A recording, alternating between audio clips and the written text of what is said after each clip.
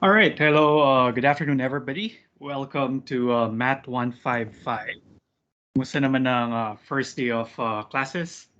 Actually, second na pala to, no? Officially the second day of the semester, but usually classes are Tuesdays, Thursdays, unless you have, or actually start on Tuesday, unless you have lab classes every Monday. But nevertheless, welcome to Math 155. I am Neil Jerome Igargin, and I'm going to be your lecturer for Math 155 this first semester of 2021 to 2022. Just a quick background. I've been with the university since 2009. Tama nga ba? Yeah, 2009. But I left way back in 2016 to pursue a PhD degree in mathematics. And fortunately, I was able to finish it and was able to come back last June. So this is actually my first semester back at UPLB, officially teaching. And one of the courses they gave me is Math 155. Kaya ito, magkakasama tayo today. Actually, I think you know this. This is just an additional parang malaki pala yung demand sa Math 155. So they decided to yeah, week at itong Math 155.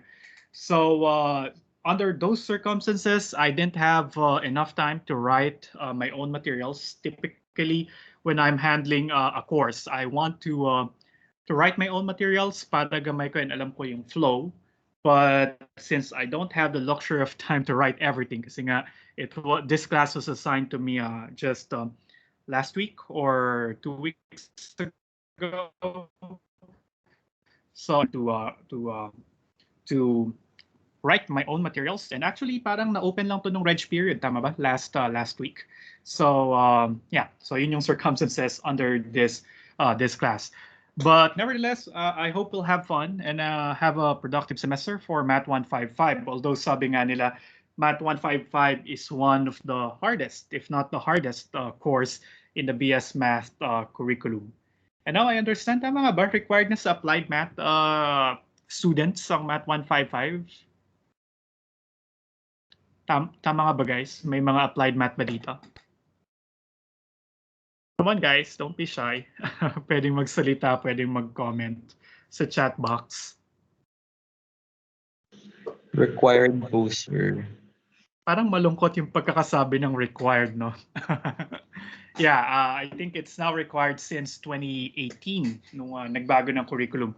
Kasi nung time namin, I think, nung time namin 155 was required and then the next curricular revisions natanggal na siya and then ibinalik siya nung 2018. So, yeah, but I realized that advanced calculus is essential even if you are doing applied math. Kahit hindi masyadong theoretical yung ginagawa, when you do optimization, when you do other applications of mathematics, say in physics, biology, and so on, we need topics from advanced calculus. All right. So yeah. So probably for today, we'll just have a quick run through with the course guide. I hope you guys had the time to read the course guide. Though I won't blame you if you haven't read this kasi start pa nga lang ng classes. So let's just go over the syllabus. But at any point in the discussion today or in future discussions, if you have some questions, feel free to butt in anytime. You can raise your hand, you can just unmute yourself and call my attention, or you can use the chat box to send your questions, or if you want to say something or to contribute something to the discussion, feel free. All right, let's try to make this as interactive as possible. Right, itry natin yung best natin to make this as close to the face-to-face setup. All right. Though mukhang hindi siya maging madali, especially with our setup today and our class schedule as well, 4 p.m. So supposedly nagpe-prepare na tayo para magpahinga after a long day's work.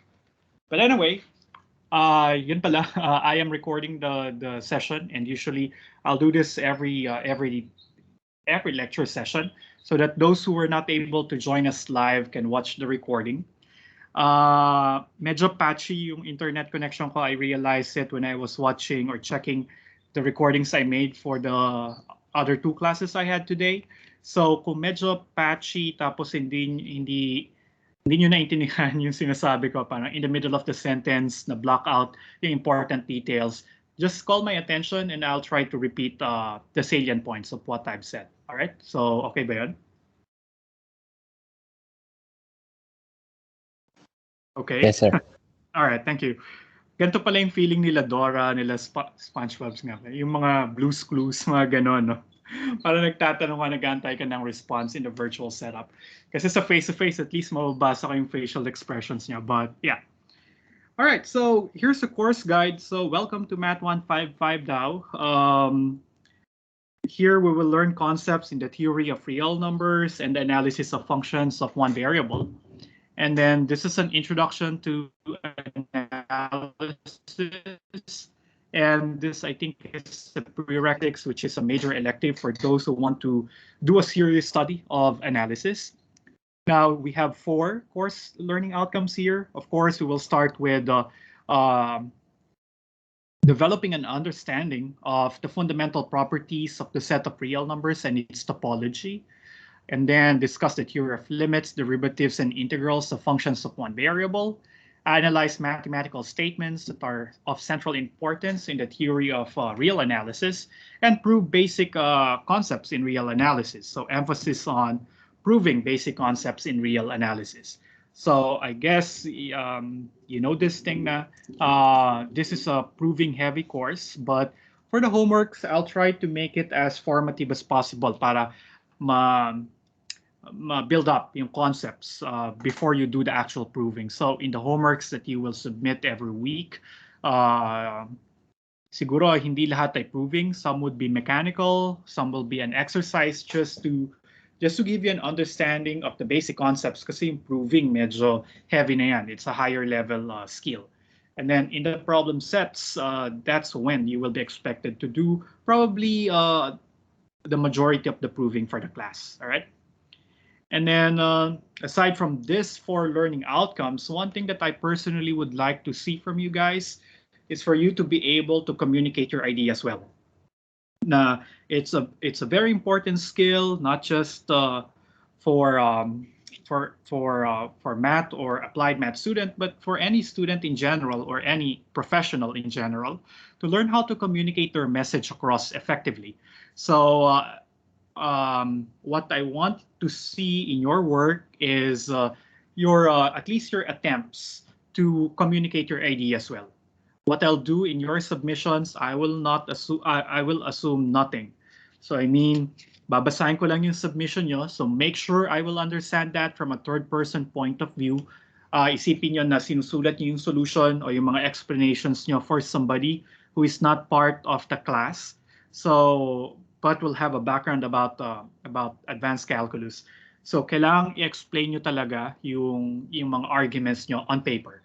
Because when you enter the academe or if you go to your professional careers, yung mga bosses nyo, yung mga journal editors, hindi nila alam kung ano yung nasa isip nyo. So you need to be able to write everything on paper and communicate your ideas well.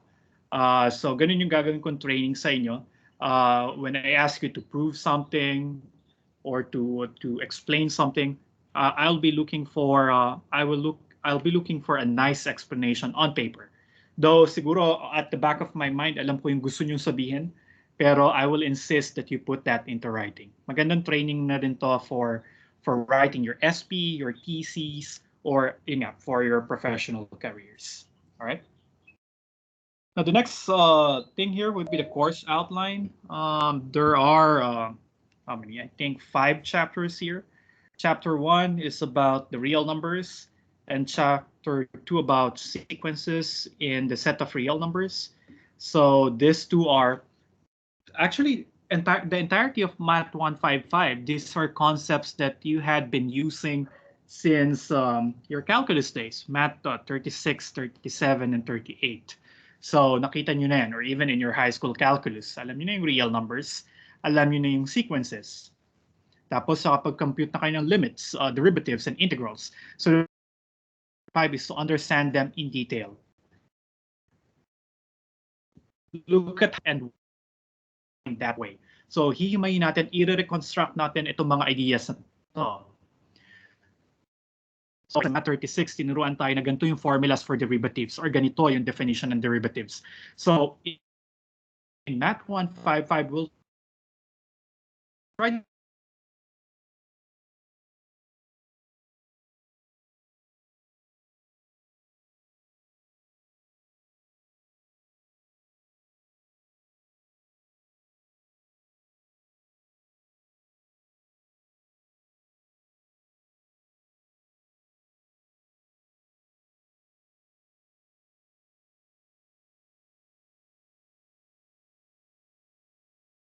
tools of analysis that we learned before. So it's like starting from scratch, we will rebuild all these topics, all right, all these concepts. But as we reconstruct them, we look at the hows and the whys. And yeah, sorry, medyo lag daw. Hindi lang lag kasi napatchap si Oliver. Sorry guys. Let me just turn off my camera. Baka mas better, mas okay. All right. So about what Math 155 is about. Again, it's about reconstructing things that we already know from our basic calculus classes.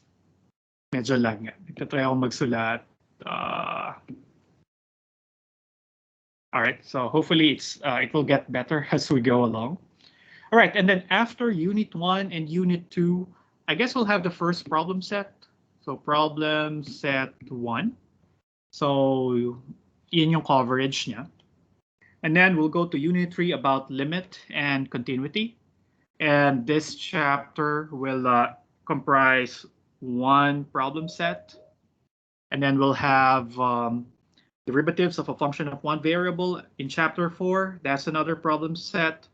And the last problem set would be about differentiation of a function of one variable.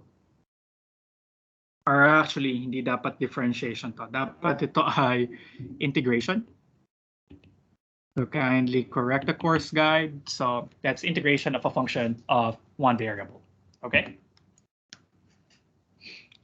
So this semester, as before, we will have we will be delivering the class in a remote or online setting. We will have synchronous meetings every week, and attendance is not required, but is highly encouraged. Super typo tol nung original file, so kindly pardon that. Siguro sleepy na ako nung sinulat ko. But anyway, yeah, I hope that's okay for everyone. Anyway, the materials that were uploaded in our Canvas website are pretty much standalone. So if you cannot attend the live sessions nor watch the recording, you're perfectly fine. Just stick to the study guides and the lecture notes that were provided to you, then you'll be fine. It will just be a bonus if you'll be able to join the synchronous classes, because I envisioned the synchronous classes to be if this was face-to-face. Of course, may mga limitations like may patchy internet connection, or minsan hindi kayo makaka-connect, hindi kayo makaka-join because of some things, or you are busy with some other things, or you're not feeling well. Yeah, but I envision the live sessions to be like of a lecture. All right, that's why I propose that we meet twice a week schedule, and then I'll try to cover everything in the study guide or all the topics prescribed for that particular lecture siya. I'll try to talk with you about these topics. We will not be able to finish all the pages in the work text that were prescribed, but at least the concepts will be discussed, and then I'll just lecture notes for additional examples. But I hope to cover all the major points and details of that class. So okay ba yun? Or do you think it would be heavy for you to attend 2 lectures? Okay lang, sir. So yeah, that sounds good. But again, it is not required. So I don't think you will be shortchanged if you will attend. If you will not attend, because all the materials are in the are in Canvas, so you can download them and study. Need guidance, if you need a verbal explanation to the topics there. So yeah, you can attend the lecture sessions. If for some reason join live, then you can just watch the recordings. But when we do the live sessions, I encourage you guys to participate and of uh, of the session, right? So I mean, po na nagtatanong kayo, mas gusto ko na nagre-react kayo para at least nalalaman ko yung feedback nyo about the discussion. Baka feeling ko ang galing-galing ng pagkakaturo ko and yet hindi nyo pala naintindihan yung tinuturo ko. So, I mean, baka ako lang yung nag-enjoy, hindi nyo na pala nag-gets. Just let me know.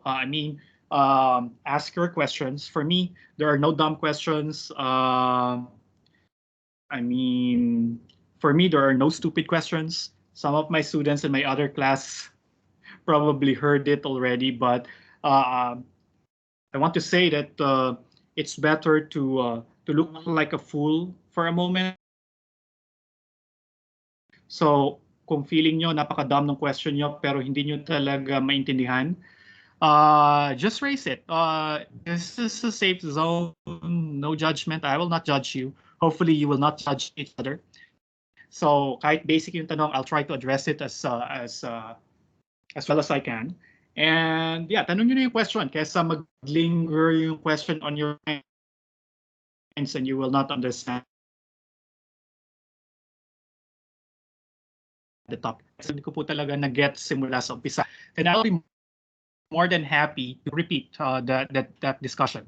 Kasi kaysa i-assume ko na alam nyo na lahat and then mabibigla na lang ako pag problem sets nyo.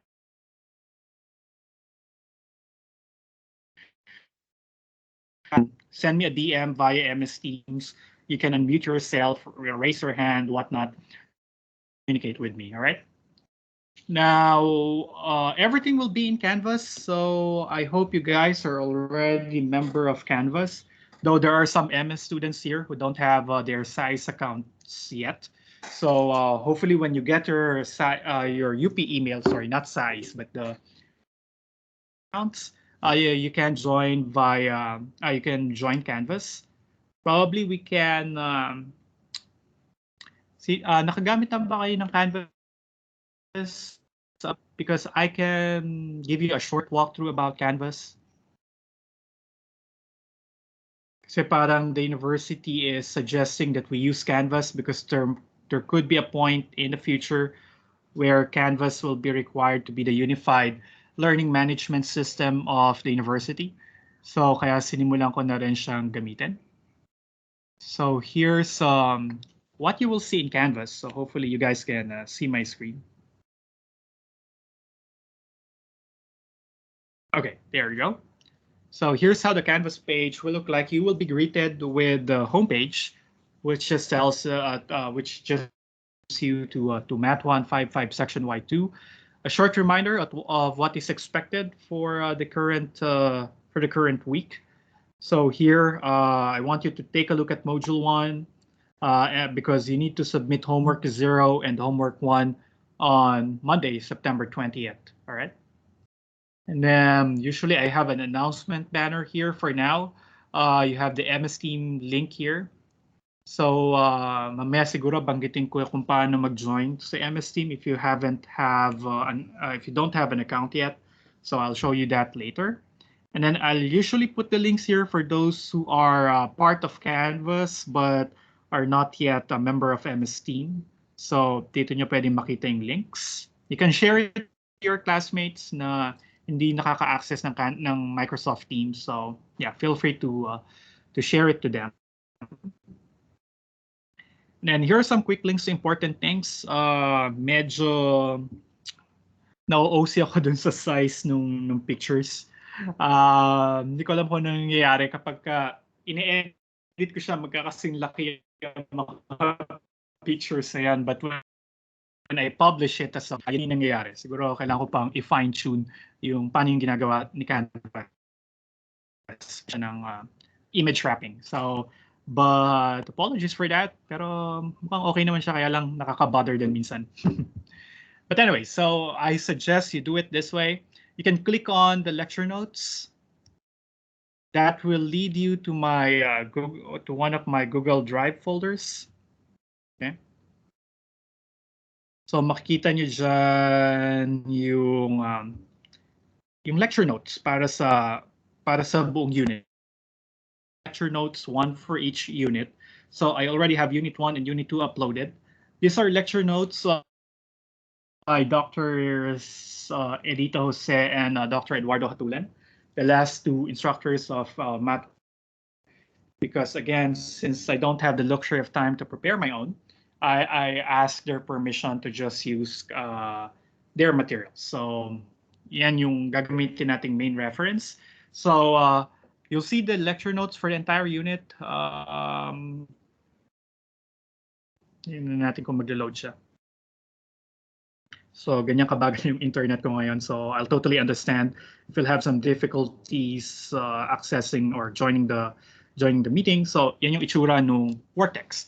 So you can download this. Hopefully you didn't have any problem downloading these two files para offline yun na lang siya i-access. And then yeah, I will upload in the same folder units 3, 4, and 5. I just need some time to read over them and probably edit some little things. Pero yun, so that's the main material. So I suggest you download these materials first. And then next thing that you can access would be the course modules. The course modules are the week by week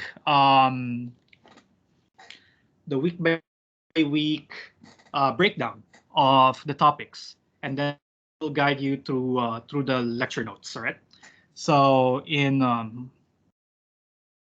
actually per week we will have one module. So module 1 is for week 1, module 2 is for week 2, and so on.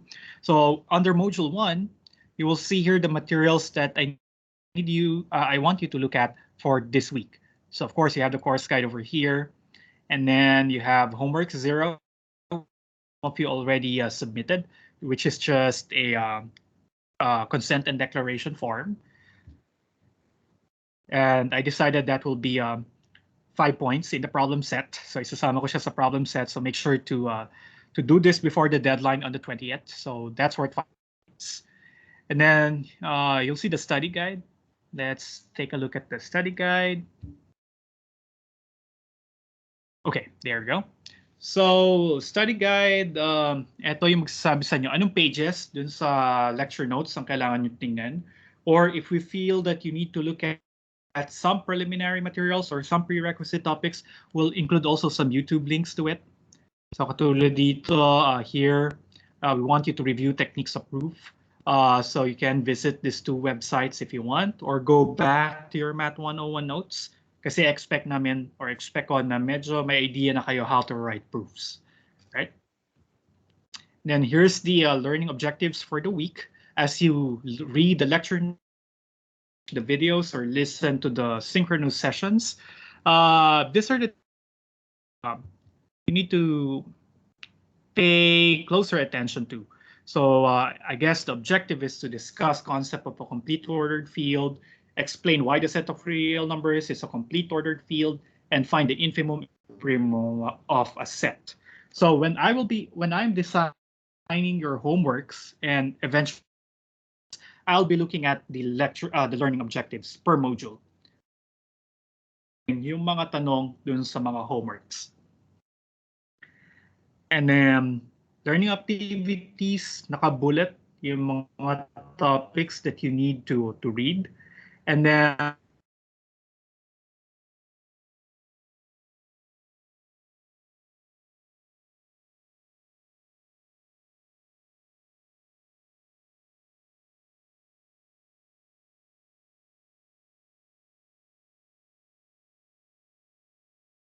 synchronous sessions, I'll try to discuss all the concepts on that page, on those pages, right? So yan yung i-discuss natin hopefully on Thursday when we start the formal lessons, right? Syempre may mga maiiwan tayong examples, so I will expect you to read them on your own from the lecture notes. But again, I'll try to cover everything in the sync sessions, all right? And then there are also some open source materials that you can consult. And there would be a statement of what are the things that are expected from you for that particular week. So for instance here, you need to do homework 1 provided in Canvas. Hindi ko pala ito na-edit. Meron pa tayong homework 0. So yeah, 2 things to submit on Monday. Okay. I hope I'm still live. Again, feel free to butt in if you have some questions. So that's the study guide. So you will get a file like this every week attached to our modules. That pala hindi ko close. Buksan ko lang para sa modules. And then also in the modules are links to the homeworks attached to that module. So for module 1, you have homework 0 and homework 1. So you can click on them. Let's say I'll go to homework 1. And then you'll see the due date for that. The due date is on Monday, 11:59 p.m. It would be worth 5 points. You're allowed to have 1 attempt. Just make sure once you submitted your work, yun na yun yung i-grade ko. Kasi kung free ako tapos nakita ko nag-notify sa phone ko na may nag-submit ng homework, medyo excited na ako mag-check. So lalo na kung wala naman akong ginagawa. So once you submit your homework, I'll grade it as soon as I can to give immediate feedback. Tapos makikita niyo rin sa Canvas yung score nyo for that particular assignment. All right. The submission format, but I prefer if you do it by hand. I mean, handwritten sana yung solution. Number 1, para hindi na kayo masyadong mag-effort or mubos ng time sa pagta-type o pagle-latex ng inyong solution. So handwritten is fine. Actually, that's my preferred mode. That at least you wrote your own solution. All right. So you can do it or you can do it in several ways. Number 1, if you have a tablet with a writing capability, directly on a sheet of paper, on a blank sheet or in a PDF file. So pwede kayong direct annotation, save it as a PDF, upload it to the homework, to Canvas in the homework module. Number 2, you can write it on paper. So if you don't have a tablet, you can do it the old-fashioned way, which is also perfectly fine. I still do that until now. Write it on a piece of paper and then use some app that will allow you to take photos of it and save it as a single PDF file. Right? Yun lang yung request ko. Sana single PDF file para sa mga homeworks, lalo na kung multiple pages. Kasi mahirap mag-check ng isang page ay isang JPEG file o isang PDF file. So mas okay if you have multiple pages, just save it as a single PDF file. So you can use some free apps. You can download Adobe Scan, which is a companion app to Adobe Acrobat Reader. So pwede nyo siyang i-download. It will allow you to take photos, several photos of your document, and it will compress it and save it as a single PDF file. So Adobe Scan yung title. You can find it on the App Store or from Google Play Store. And then pwede rin yung Cam Scanner. I think Cam Scanner is.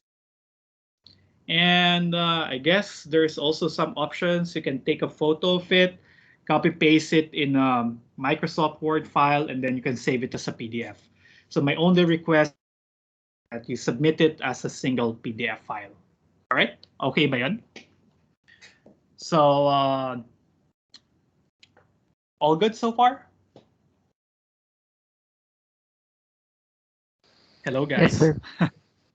Okay, good. Wala lang ba talaga kayong comments o inaantok na or makapagpa-quiz kaya para mawala yung antok nyo, no? Close nyo na kasi muna yung Netflix sa tabi nyo o yung YouTube sa tabi nyo. Joke lang. Pero alam ko yan. I've been there. I attended some online classes in my PhD studies last year. At ginagawa ko rin yun. Pagka medyo nabobore na ako sa klase, I open something on the side just to accompany me throughout the lecture. Okay, yeah. All right, and then I think napakita ko na rin another route that you can where you can find assignments is click the assignment page. It will lead you to this. Naka-ano naman siya, naka-organize siya per assignment. So sa modules, makikita niyo magkakasama, naka-group yung homework, ano yung references o yung materials that you can use in order to do the homeworks. Naka-group din siya per week. But if you go to the assignments module, you will see all the homeworks or all the problem sets in a single list. So for instance, here I have, we already have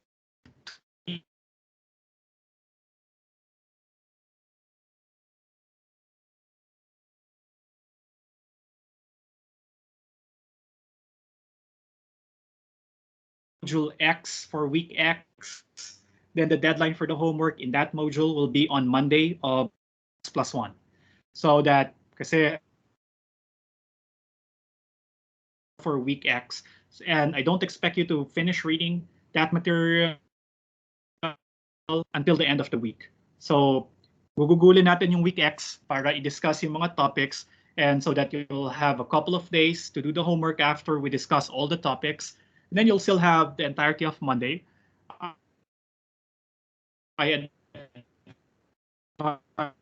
Students load will allow you to do so. Take the weekend off kung kakayanin naman. So give time to your to be re-energized and to rest in general para the new week come. So yeah, so that's why I decided, okay, the homework will be due on Monday, so at 11:15. Right? So and then there is an ultimate deadline. There's an ultimate deadline of a week after the original deadline. That's the deadliest deadline. Hindi na kayo makakasubmit sa Canvas ng homework 0 after midnight of September 27. So magka-closing submission, you cannot submit anything. And I guess I set by default na may 10% deduction per day of late submission sa bawat homework. So this is just to incentivize who will be submitting on time. Kasi ang mahirap na hindi ako maglalagay ng deadline ay baka maiwan kayo sa klase or hindi nyo ma-pace yung sarili nyo, hindi nyo mapansin na napakarami nang kailangang i-submit at the end of the semester. I tried deadline in my class in the Open University last summer. I taught linear algebra there, and my students are PhDs. So I expected that they very independent and they can pace themselves in doing the homeworks and the problems. That's everything would be at the end of the semester.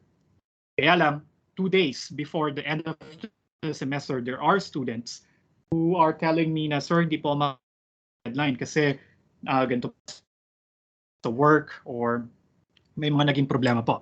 And the problem there is that nagahol na sa oras, end of the semester, grades are due, and that's the only time that they told me that they cannot fulfill the deadlines. So, and I expected them to be able to manage their time well. So to avoid that experience, I will put deadlines into the homeworks again as a guide for you to for you to pace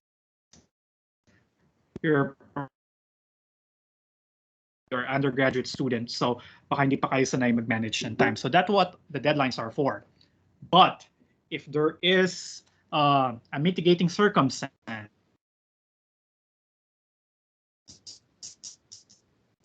there is a valid reason why, or sir, I sorry, teka.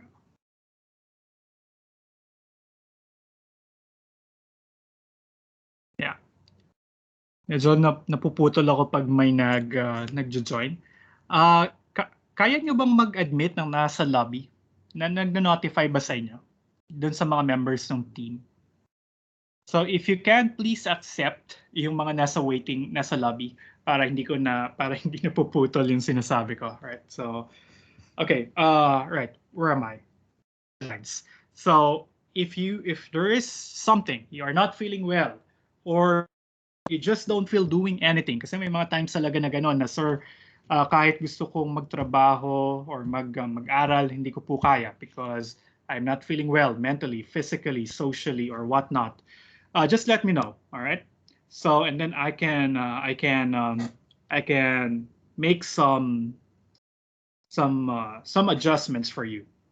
But the thing is, I will never know that you are going through something or that you cannot meet the deadline due to a valid reason if you will not tell me. Okay? So kung may mga ganong instances, preferably ahead of time, couple of days, or just a day before the deadline na, sir, baka hindi kasi I'm still struggling with this particular item. Or sir, talagang hindi ko po kaya, sama po yung pakiramdam ko. So just let me know and I can waive the deduction for and the deadline for you. But again, please let me know, all right? Hopefully let me know ahead of time. But otherwise, I'll assume that everything is going well and you are expected to submit during the deadline, all right? And for any reason at all, feel free to communicate with me and I'll try to make adjustments for you. So sabi dun sa memo from the Office of the Vice President for Academic Affairs, we are not to impose stringent deadlines and we should make accommodations on a case-to-case basis. So hindi kayo magka-qualify dun sa case-to-case basis kung di nyo ako sasabihan na hindi nyo ma-fulfill yung deadline. So again, feel free to communicate with me. Okay ba yan? I hope that's fine. What else? I think I covered everything in Canvas. Meron pa ba akong nakalimutan? I think that's it. Oh, one nice thing about Canvas is that you can check your grades as soon as I grade one of your submissions. You will see your scores right away. So makikita niyo dyan, magkaka-5 dyan, over 5, and so on. And then it will compute your relative standing. So lalabas dito, ano yung total or dito sa ilalim. Out of the graded submissions. Halimbawa, ang nag-grade ko pa lang ay homework 1 and you got 4 out of 5. The total here would be 80%. So hindi niya isasama sa computation yung ibang hindi pa na-checkan. So 80% yung sasabihin niyang standing nyo, lalagay niya dito 80%, and then sasabihin niya ano yung numerical grade equivalent niya. So since now, wala pa akong nag-grade kay test student, so kaya 5 pa siya. Pero these are relative standings, so it will change as soon as I grade your submissions. So mag-update siya. So to track your progress, take a look at the grades page. All right? Tapos ito pala yung breakdown ng grading natin. Homeworks will be worth 30%, problem sets 60%, final exam 10%. So yung final exam, ang schedule niya ay sa schedule to be given by the registrar. I guess we have meron pala ang timetable for this one. Discuss ko na lang siya pagbalik ko dun sa course guide. But do you guys have any question about Canvas? Sir, may question lang ako. Sa Canvas ba makikita yung teacher feedback din for the assignments and yeah, I think so. Mm-hmm. Okay. Yeah. So ang gagawin ko is I will annotate your work. So mag-submit kayo ng homework dun through the assignment module or assignment shell ni Canvas. And then mag-appear siya sa akin tapos susulatan ko yung PDF nyo. So I will annotate it and then hopefully makikita nyo yung annotations ko doon. Tapos automatic mag-score na rin siya. So just to confirm, yung mga nakapag-submit na ng homework 0, ang ginagawa ko ay nilalagyan ko ng noted dun sa ilalim, dun sa malapit sa signature nyo. So nakita nyo ba yan guys, dun sa mga na-grade ko na? Nag-appear ba yung noted and then may pirma ko or something? my initials. Just to make sure na nakikita niyo yung annotations dun sa PDF.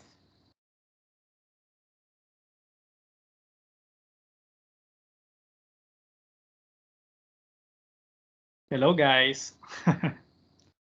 Or naglag na naman ba ako?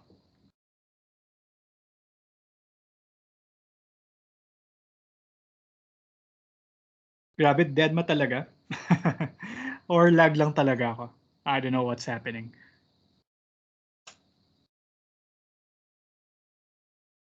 Saan po ulit sir makikita?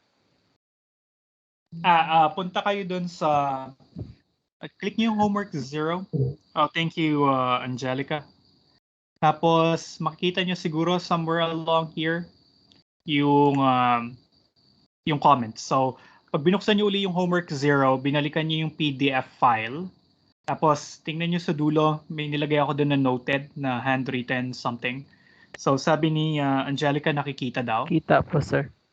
Okay, great. So, ganun yung mangyayari. Pagka nag-submit kayo, tapos nag-grade ko na siya, lalagyan ko siya ng comments or kung mayroon mang corrections o meron akong feedback, doon ko siya ilalagay. So, para rin makita nyo. So, parang, let's take advantage of this platform na parang lumipat lang tayo sa remote pero ganun pa rin.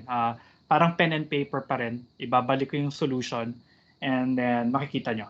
Alright? Okay, any other question about that? I think yun na yung sa Canvas. If you're wondering bakit meron akong Canvas tas meron pa akong MS Teams, I tried the teleconference feature of Canvas pero mahirap siya or I feel buggy pa siya kasi nung tinry ko siyang gawin screen yung laptop ko which is hindi kaaya-aya for anyone using Windows. So yeah, just to be safe, I'm using Microsoft Teams. Sabi dati Microsoft Teams has the least bandwidth consumption among Zoom, Google Meets, and whatnot. Kaya siya yung napili ko. So I suggest you guys also download Microsoft Teams.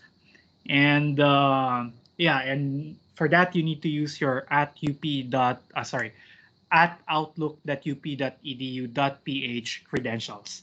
So that's the same credentials that were issued to you when you requested for Microsoft Office subscription with the Office with Microsoft 365. I think I mentioned that in the long email that I sent to you. I think Sunday or over the weekend in preparation for the start of classes yesterday. All right. So kindly consult that guide on how to download Microsoft Teams. Kasi I prefer that you message me through Microsoft Teams. So kung meron kayong tanong na maiksi lang naman, halimbawa, sir, number 1 sa homework, pwede niyo siyang isend sa akin sa chat sa Microsoft Teams today, feel free.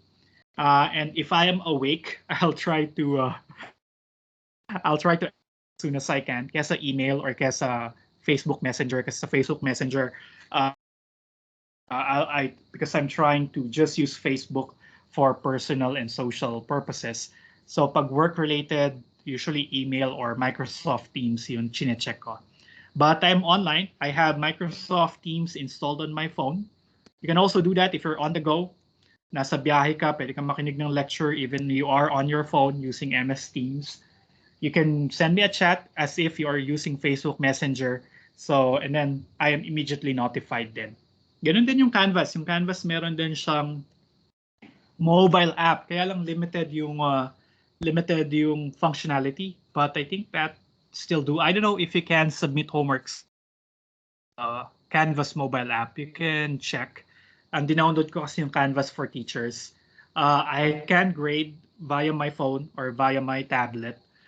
Pero hindi ko nakikita yung gradebook. So, kailangan ko mag-login sa laptop to see the gradebook or ano yung scores ng lahat ng estudyante for a particular during the semester. But otherwise, I think it's a good companion to the desktop app or to the browser version.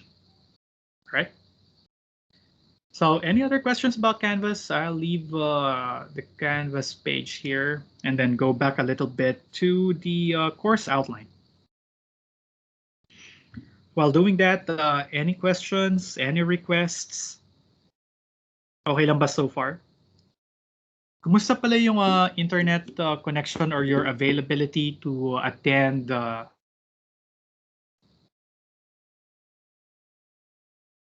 okay lang ba?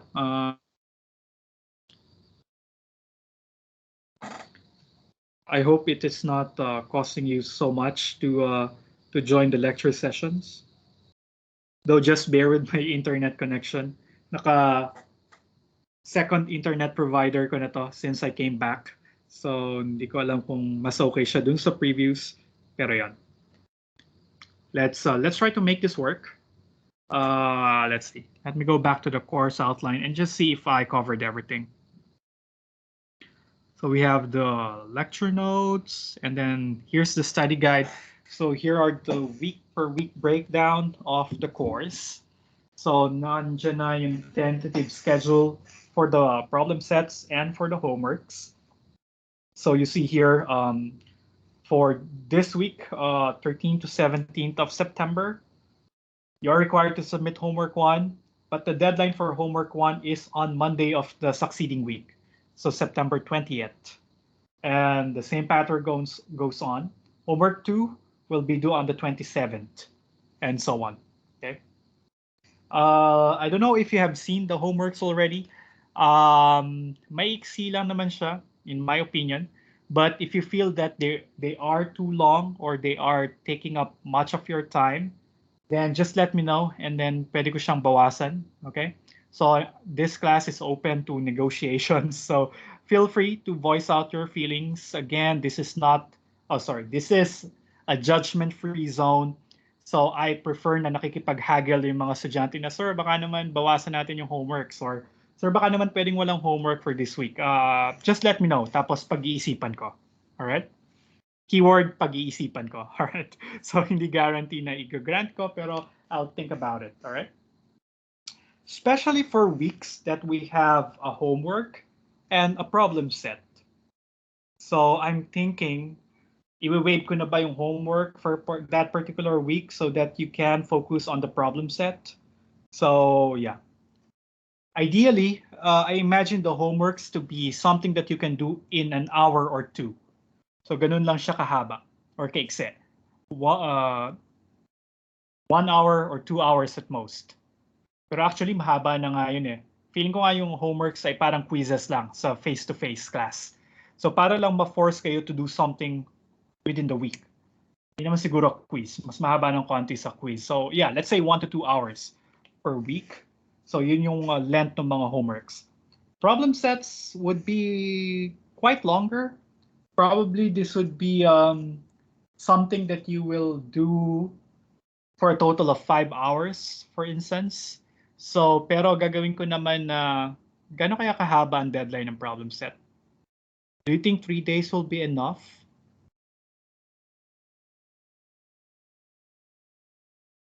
Or gusto nyo ba sasakupin yung weekend? But again, I discourage students from doing ACAD works on the weekend. But what do you prefer? Depende po sir kung may iba pang problem set sa ibang subject. Yun na nga eh, no? Ilang units pa lang enrolled? Meron bang less than 12? Kasi I think sabi ng university 12 yung usual. Okay, 1 week. That's fine with me. 1 week because I really want you to spend some time reading doing the homework. Probably siguro ibibigay ko siya on a Monday. Magiging available siya sa Canvas on a Monday. And then ang deadline ay Friday, or gusto nyo Monday din?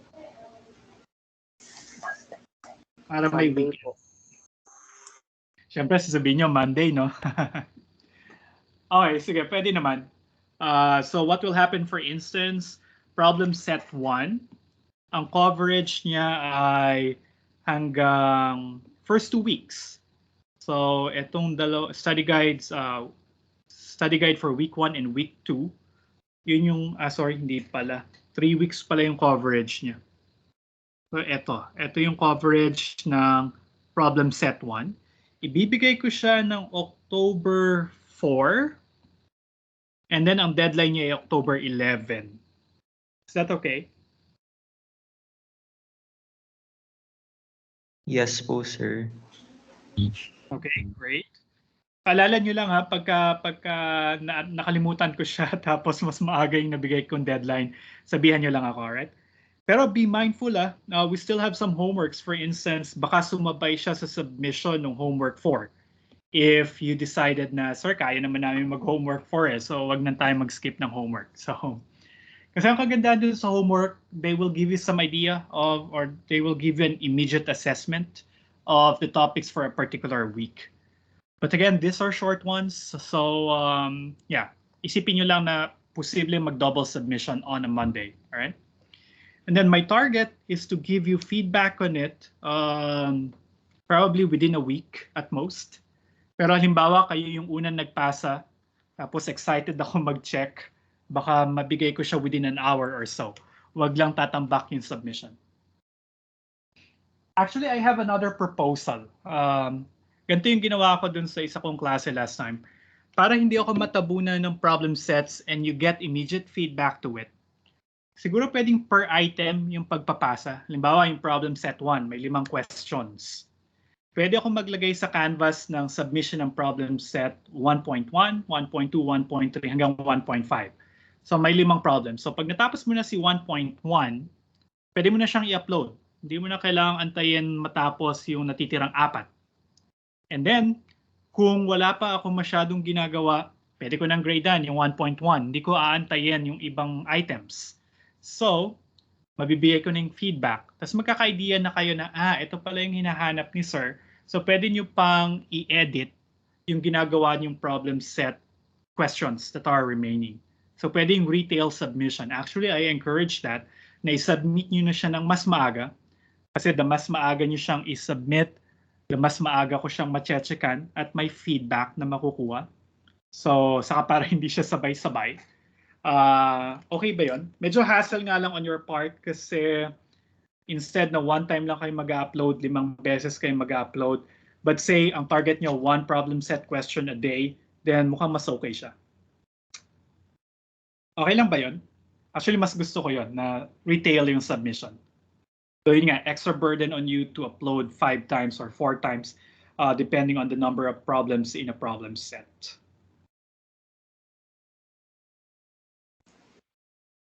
Okay ba yun? Okay, sir. Alright, so ganun na lang gawin natin para at least medyo may immediate feedback pa rin. Hindi tayo natatambakan ng ano. Saka para minsan kasi confidence booster na pag naka 5/5 ka sa isang item, parang mas ginaganahan ka nagpa-problem set. So, okay. So, ganun na lang yung gawin ko with the problem sets. Saka para feeling yun, babawasan yung kailangan yung gawin. Oh, yes, Karen. Sir, clarification lang. Yung kung 5 yung items, is the deadline all the same? Monday sila lahat? Yep, so same day yung deadline. So, halimbawa, sabi ko kanina yung problem set 1, ang deadline niya ay October 11. So, by October 11, dapat na-submit nyo na lahat.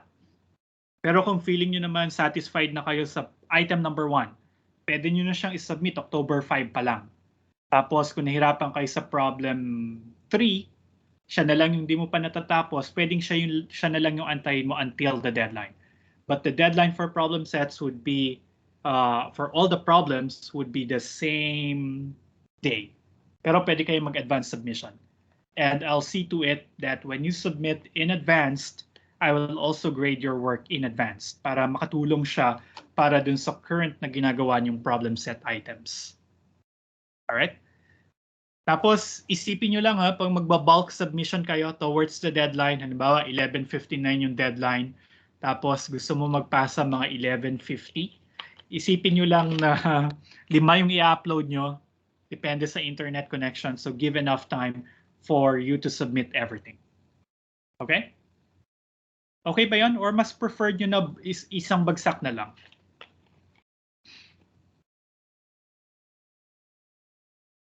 Or wala pa kayong pakialam ngayon kasi hindi nyo pa nakikita kung paano ako magpa-problem set, no? So, yeah. So just let me know. But sa isip-isip ko ngayon, mukhang okay sa inyo na retail submission. Retail yung submission. All right. And then there's a reading break. So November 2 to 8, wala akong dapat ipagawa at wala akong dapat ipasubmit at wala akong ine-expect na gawin nyo between November 2 and 8, but to rest and re-energize for the second half of the semester. And then December 21, last day of classes. Ito pala yung medyo tricky, yung problem set number 3. I will assign this problem set December 21st kasi kakatapos lang natin ng Riemann integrability on December 17th. So, kailan ko siya ipapasubmit? Actually, ito yung iniisip ko kanina nung pumayag ako na 1-week submission. What should we do with problem set 3?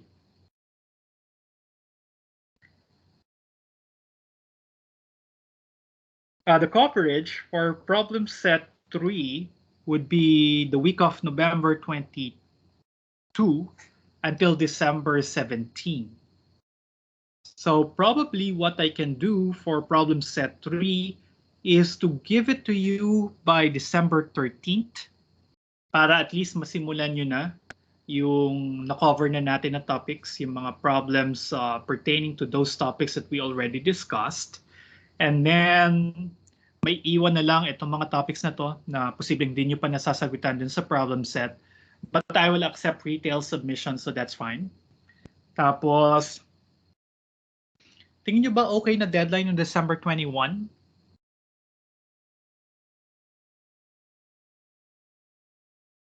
So, ibibigay ko siya noong December 13. Tapos, ang submission ay December 21. Pwede kong i-waive yung homework 12. Tanggalin na siya. Hindi, the restriction is that I don't want to leave it until January 5th. Masyado nang matagal kung aantayin ko pa yung pagbalik natin from Christmas break for submitting problem set 3. So, okay ba yung December 21 or you will need a couple more days? Pero, if you need a couple more days, then that will mean it will impede with the Christmas break. Ano sa tingin niyo? Kasi supposedly by December 21st, dapat tapos na lahat ng the final exam. Pero sir, ibibigay niyo po siya supposedly dun sa December 13 to 17. Yep, ibibigay ko siya ng December 13. Ayos lang So, po ganito lang siguro. sir. Yeah. Sabagay, pwede naman tayo mag-negotiate at the middle of the semester pag nakita niyo na kung paano ako magpa-problem set. Pero parang nananakot pala ako doon, no? Pero anyway, so ibigay ko siya ng December 13. Tapos, ang deadline on paper will be December 21st, right? So ito yung deadline on paper. Pero dahil magpapasko naman, pwede kong gawin siya na siguro December 24, 11:59 p.m. without deductions. Okay, para lang covered ako on paper. So on paper, the deadline would be on December 21st. But you can submit until December 24th, right before your Noche Buena, without any deduction. All right? So, okay lang ba yun? Pero if you want everything to be done before you leave for the Christmas break, then submit on the 21st. It's just that for those students who think na siguro kailangan pa nilang a couple more days, sige, I'll entertain submission until the 24th. Para naman December 25, pwede na ako mag-start mag-grade ng problem set 3. And then the final exam would be on the finals week, depende sa schedule ng OUR. Pero ang idea, pwede ko na siyang ibigay yung final exam January 5. Tapos ang deadline niya ay kung kailan yung final exam na scheduled ng registrar. So kung sabihin ng registrar, ang Math 155 final exam is on January 7, then ang deadline ng final exam ay January 7. Pero i-upload ko na siya sa Canvas by January 5. Okay? Kung masyadong dikit sa January 5 yung final exam ng Math 155, I can give a couple more days na buffer. So probably, yeah, the earliest deadline for the final exam, sulat ko rin siguro dito para maalala ko siya. So ang earliest deadline ay January 7. Okay? So I will upload it January 5 regardless of our final exam schedule. Tapos yung deadline for the final exam or the final project, whatever it is, would be either January 7 or the schedule of Math 155 final exam per the OUR, whichever is later. So kung ano man yung mas matagal. All right? And then here's the grading breakdown. Homeworks would be 30%. Problem sets would be 60%, and the final exam is 10%. So, any questions or gusto niyo ba maki-negotiate? Any clarification?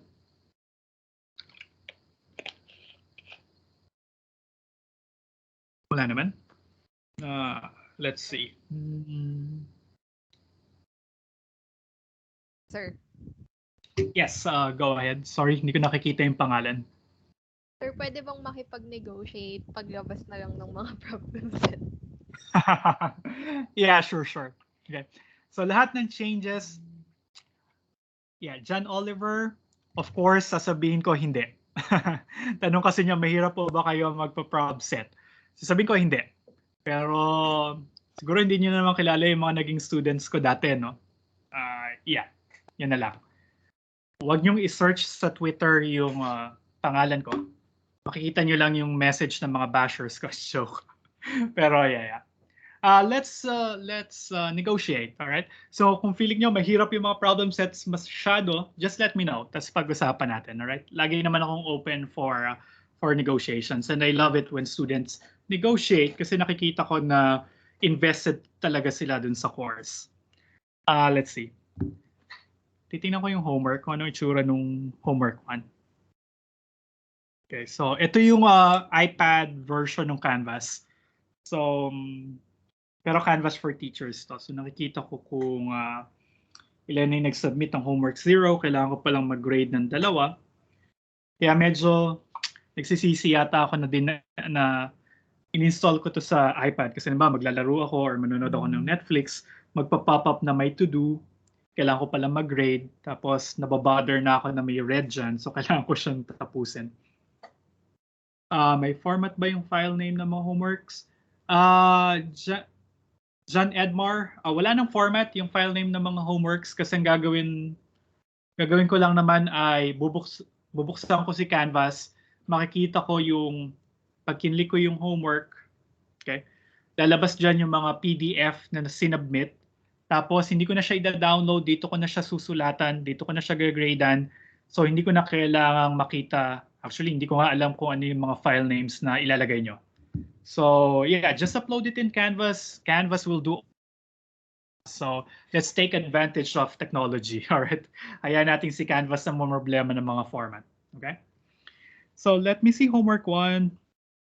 So makikita ko yung homework 1. Ano yung PDF niya? Let's see.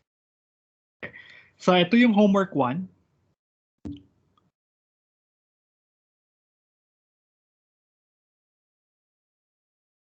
Import ko lang siya para mas malaki yung view. Okay, so ganito yung itsura nung homework 1 which will be due on Monday. So I always ask my students to cite any material you consulted. So kung naghanap kayo ng materials online, be it a book, be it a post sa Math Exchange, or kung ano mang fine with me. That's part of my assumptions in giving you the assignments na kung hindi nyo talaga alam yung gagawin, pupunta kayo sa website, punta kayo sa internet, magbabasa kayo ng solutions ng ibang tao, And that's fine with me as long as you try to understand what you write. Okay? So kaya there's no shame in putting or citing any material that you consulted. I will not deduct any. Sinabi niyo na, sir, may ganitong problem sa mathexchange.com. Tapos nakita ko po ganito yung solution. Tinry ko lang po siyang i-rewrite in my own words. That's fine with me. I won't judge you for that. Actually, maganda pa nga siya kasi you're learning how to research. And my only request is that you try to paraphrase and write it as if it is your own solution. Kahit kokopyahin nyo lang yung solution, make sure that every word you write into the homework ay naintindihan nyo. Okay? So, do not be ashamed of citing any material you consulted. Kung may book kayo na ginamit, just let me know, alright? So, para makita ko lang ano yung diversity ng materials na ginagamit. Sa misconception, pwede kong tingnan, bakit kaya ganito yung mga tapos pare-parehas pala sila nag-quote sa isang website. So, I can take a look at the website and try to see what's happening there. Baka meron lang magkaiba yung conventions natin or magkakaiba yung assumptions. So, pwede kong i-explain sa inyo. So, training na rin siya for how to discern between usable materials and not. Okay? And then you can also do your homeworks by group. Homework yan. Problem set yan. So, take advantage. Wala namang sinabing bawal kayong mag-discuss with each other. Hindi bawal na mag-Zoom kayo, mag-study groups kayo pag gagawa homework. My only request is that you try to understand what is being done in your group. Wag lang yung basta kokopyahin yung gawa ni student A. Right? Na pati yung pangalan makakalimutan nyo ng baguhin. Alright? So, and if you work as a part of a group, again, please cite and identify the members of your study group. Okay, and there's no shame to it. Na ilalagay niyo yung pangalan, walang deductions. I will actually appreciate it more if you will be transparent. Okay? Na hindi naman siya para malaman ko na kaya lang magtaas yung score niya kasi nasa study group siya. Hindi ganon. I will commend you for working in groups. So, and if you learn well or if you learn best in a group, then that's perfectly fine with me. Okay? Pwede kayong mag-consult sa akin through chat, through Teams, or pag na-finalize ko na yung consultation hours ko, pwede akong mag-open up ng session. Bigla na lang ako mag-live sa team. So, ganito yung mga homeworks. So, problem number 1, medyo kwento lang yan. Bakit hindi ordered field ang set of complex numbers. Tapos, so ito ay parang hindi ka magpo-prove. So, pwedeng kwento lang yan. 2 or 3 sentences will do. And then, question number 2 is a bit computational. So, meron akong binigay na set A. Tapos, part A. Ano yung first 5 elements? I mean, what would be the corresponding elements of the set when n is 1, 2, until 5? So, computational lang siya. And then, part B, hanapin yung infimum at supremum ng set A. Students to include your work showing how you got those values. So, ganito yung magiging itsura ng mga homework. Maiksi lang sila. So, snippets lang ng mga topics that were discussed in a particular week. Problem sets, definitely, they would be longer. There might require 5 questions yan. Expect na siguro 2 or 3 ay proving. Isa ay conceptual. Pag-explainin ko lang kayo on your own words or papakwento ko yung isa. Yung isa pwedeng mechanical or computational. So, yeah. So, parang ganun ako magpa-problem set. So, hindi lahat proving. Minsan may essay, minsan may mechanical or computational. Right? But again, we can always talk about things. Hindi lang ako nakikipag-negotiate sa mga estudyante kapag submission na ng grade. Kapag nakapag-submit na kayo't lahat, dun pala kayo magsasabi na, sir, tanggalin na natin yung isang homework. Huwag na nating isama. Actually, pumapayag ako minsan. Pero yung ba nakikipag-haggle, babaguhin natin yung grading requirements sa patapos na. So, we can do it until the midterms, until the reading break. Pwede tayong mag-communicate. Pwede natin baguhin yung grading scheme until probably the reading break. But after the reading break, siguro ang pwede nating negotiate ay ano yung mga susunod na homeworks, or sir, dalian yung homework, parang ganon. So, but the grading scheme will stick natin until the midterms. All right. So I guess that's it from me. So do you have questions?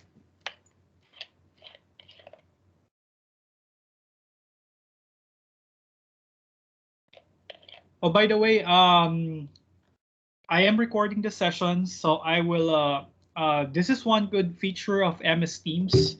Probably maybe I can share my screen. Share ko yung Microsoft Teams na screen ko. So when you download the Microsoft Teams app, ito yung bubungad sa inyo. Ito yung homepage. So nakalagay dyan lahat ng teams that you are a member of. So this semester I'm teaching 3 classes, 101, 174, and 155. So meron akong individual teams for them. So you can click on Math 155. It will lead you here. The homepage is the general channel.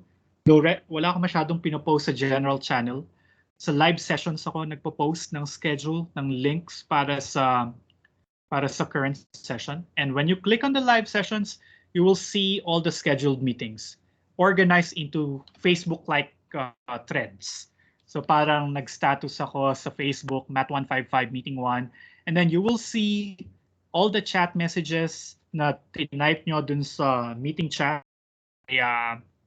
as a comment dito sa thread. So pwede nyo i-review. Kung may mga tanong, pwede nyo dyan tingnan. And then once I end the meeting, automatically Microsoft Teams will process the recording of the session.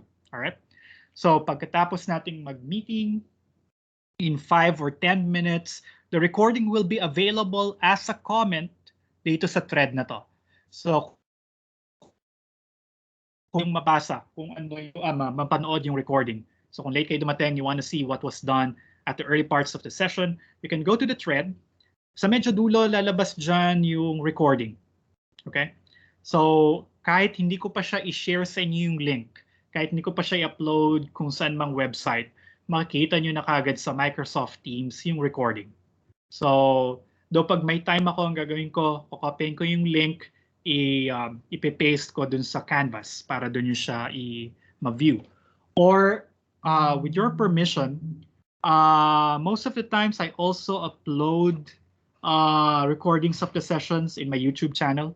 The reason is that YouTube is usually more accessible to students. Yun yung dati nilang nire-request. So I have a YouTube channel. Okay lang ba na dun ko i-upload ko rin doon as a third party itong recordings natin?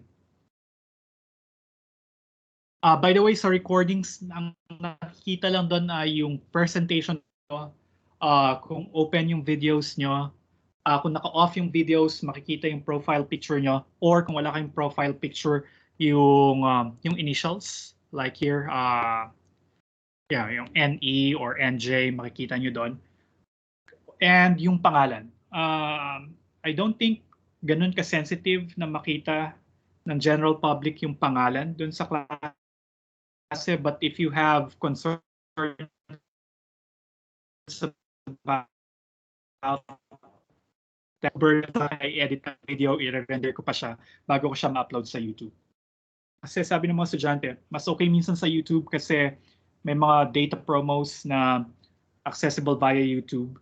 And then kasi kailangan nyo naka-login sa UP account. I think it's an Outlook account para mapanood yung meeting recordings via OneDrive or via Microsoft SharePoint.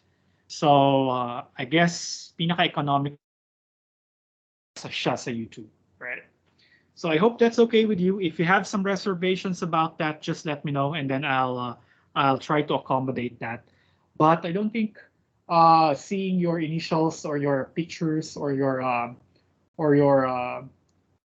name, for that matter, is very sensitive. So unless you are really into data privacy thing. So yeah, just let me know if you're not comfortable with that. Okay.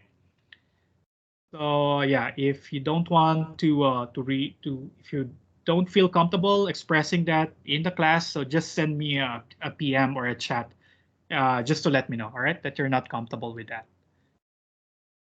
All right, so another advantage of MS Teams, you can click on the calendar on the on the left-hand panel here. Meron siyang calendar. Pwede nyo siyang i-click. Tapos makikita nyo lahat ng scheduled meetings nyo in the Microsoft Teams.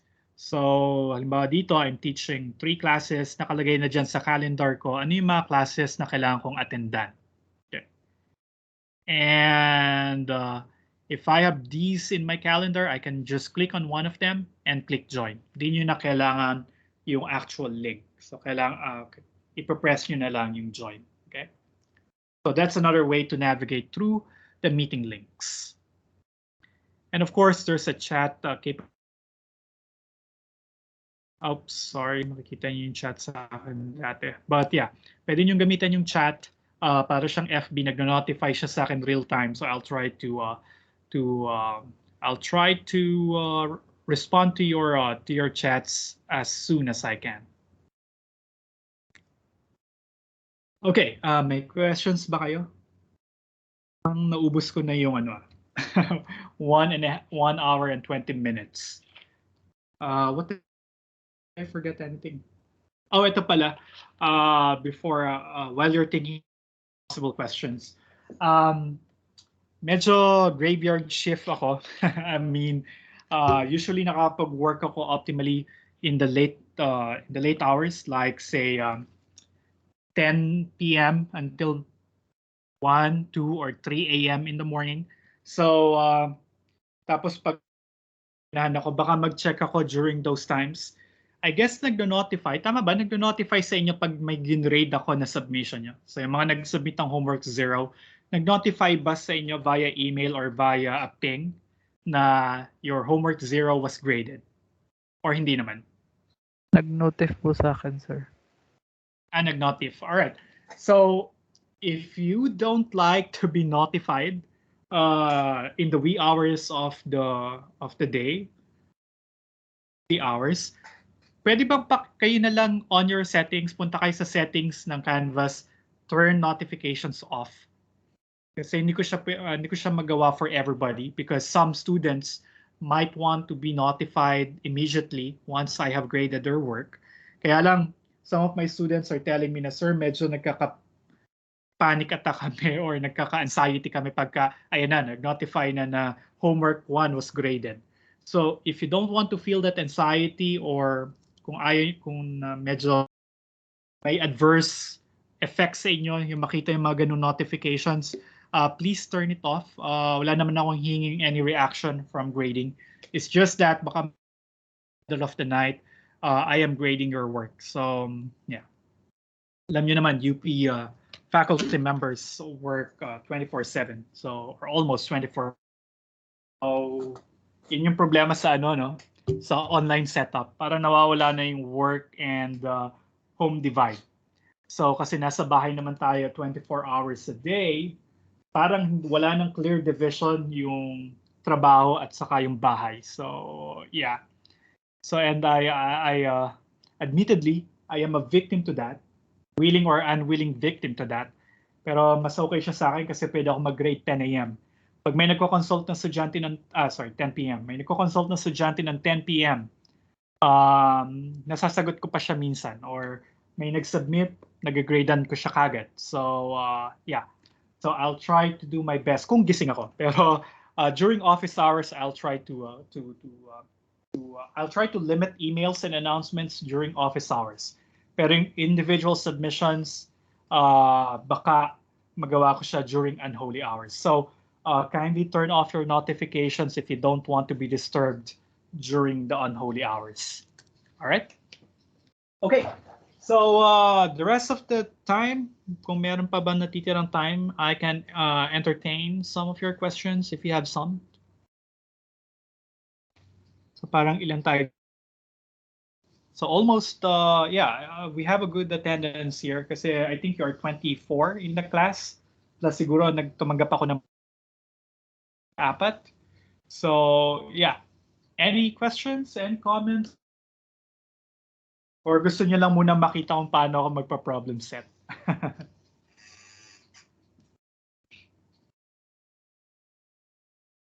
Any questions? Violent reactions? Wala naman? Sure? Okay, so if that's the case, then let's call it a day. I hope we'll have a good semester, and we'll meet on Thursday, same time, class hours. The link is already available in Canvas. I also sent you the links via email. So let's meet on Thursday to start the formal lessons. Though I'm not sure kung matatapos natin yung pages 1 to 9 ng Unit 1 lecture notes, but I'll try to cover as much material as I can to help you in doing your homework homework 1, which is due on the 20th, right? So other than that, I wish you a good, I wish that you enjoy the rest of the day, and thank you again on Thursday, right? Bye, guys. Thank you, sir. Thank you Thank po. you po, sir. Salamat po. Right, you're welcome. Thank you po. Salamat po. Thank you po. You're welcome, guys. Bye.